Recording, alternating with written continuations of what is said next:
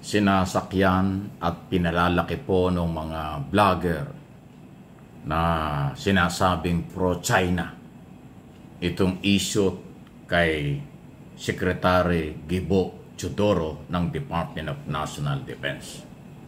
Ito po yung issue na sinasabing si Teodoro ay nagkaroon ng pasaporte o passport ng ibang bansa. Okay? Hindi naman po idininay at sa halip inamin pa ni Teodoro, pero sinabi niya, tinapos niya na ito, wala na ito, noong pang 2021 bago pa siya nag-resume as Secretary ng Department of National Defense na ini-appoint ni Pangulong Marcos Jr. Okay?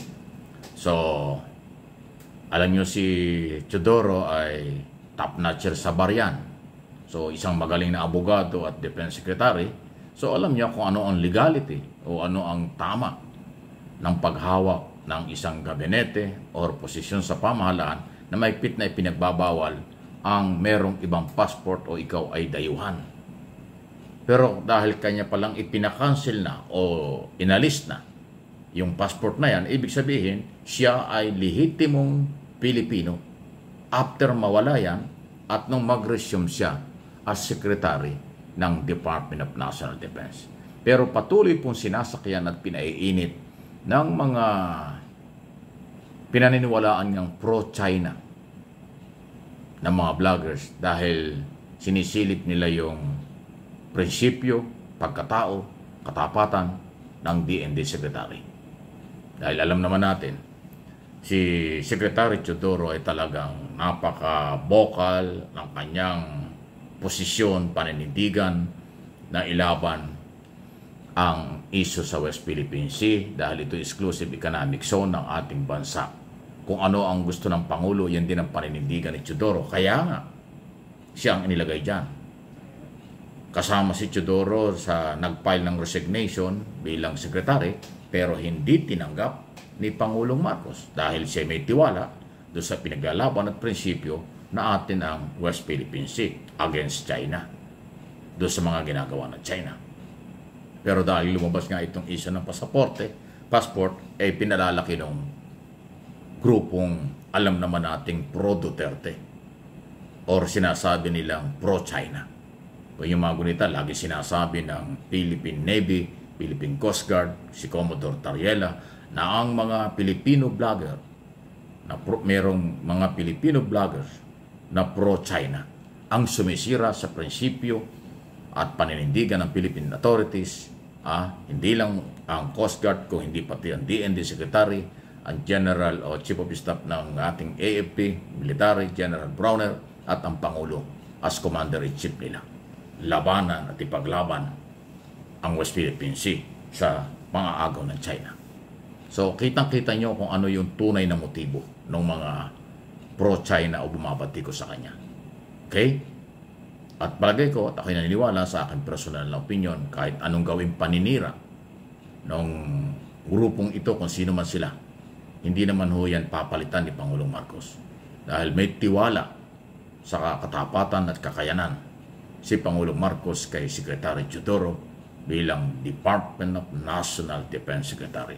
Kung di ako nagkakamali, mukhang kasama pa yata sa pagbiyahe sa Amerika dahil pag-uusapan doon yung West Philippine Sea at saka yung internal, external security ng bansa. Kaya posibleng kasama nga. So, ganun pong katiwala, ganun kalapit si Gibo Teodoro, Secretary, sa Office of the President. Okay? Ano pong inyong masasabi, reaksyon, at alam na natin kung ano ho ang gusto nilang gawin. Patuloy na sinisira ng mga anti-Marcos, pro-China, ang kredibilidad ng pamahalaan at opisyal ng pamahalaan sa isyong ito na dapat nating suportahan. Dahil kung ikaw ay Pilipino, dapat pabor ka sa prinsipyo ng batas at gusto ng pamahalaang ilaban ang West Philippine Sea. Hindi pwedeng pamigay kahit kanino. Yan ay sinumpaang tungkulin, hindi lang ng Pangulo. Yan ay tungkulin din ng pangalawang Pangulo dahil lahat yan nanumpa sa saligang batas. Mga senador, congressman, at lahat ng local official, at lahat ng mga nanumpa sa saligang batas.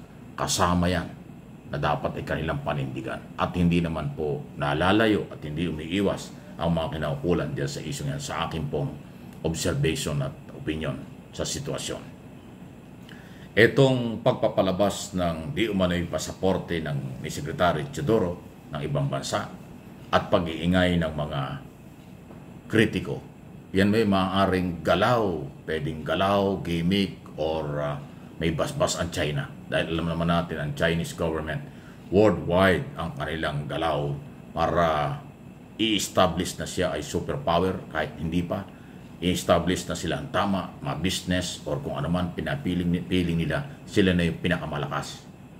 Gumagamit talaga sila ng malaking pondo, billions dollars, para ho sa propaganda sa buong mundo. Ay di lalo na ho dito sa Pilipinas, dahil masyado tayong minamaliit nila. Kaya nga, sa ayaw at sa gusto ninyo, nating lahat, may mga Pilipinong taksil, may mga Pilipinong pro-China. Alam na alam natin yan. Mga vloggers pa naman. Diba? Inamin na nga doon sa mga public hearing sa Kongreso na merong 112, 12 mga vloggers ang inimbitahan, sponsor, libre lahat, accommodation, transportation, baka may allowance pa ngayon, 2 linggo sa China. Ay ano ba itinuro sa kanila? Siyempre, doktrina na may kaugnayan sa kailang policy. Para sa kailang pang-aagaw sa Pilipinas. Kaya nga yung mga Filipino vloggers na pag-uwi rito, katakot-takot ang kailang batiko sa gobyerno at wala kang makitang malasakit na totoo para dun sa karapatan sa exclusive economic zone ng ating bansa. Ganon ang kanilang mga galaw. Ngayon, nakakita ng butas katulad ng sinabi ko. Kaya gamit na gamit at ginagamit nila itong issue kay Secretary Teodoro. Pero ako naniniwala, kayang-kayang lampasan ito ni Secretary Teodoro. Kayang-kayang panindigan ito kung anong tama. Dahil abogado yan, alam niya ang kanyang responsibilidad, alam niya na tama yung kanyang ginagawa at suportado ng Office of the President. Marami talagang gumagalaw na kung ano-ano. Ay from day one naman sa mga interview, statement, dito, speech sa Pilipinas at sa labas ng bansa, yan ang paninindigan ni Secretary Teodoro. Kahit sa ilang beses niyang pakipag-usap sa mga counterparts sa ibang bansa, especially sa Amerika, yan ay kanyang pinaninindigan.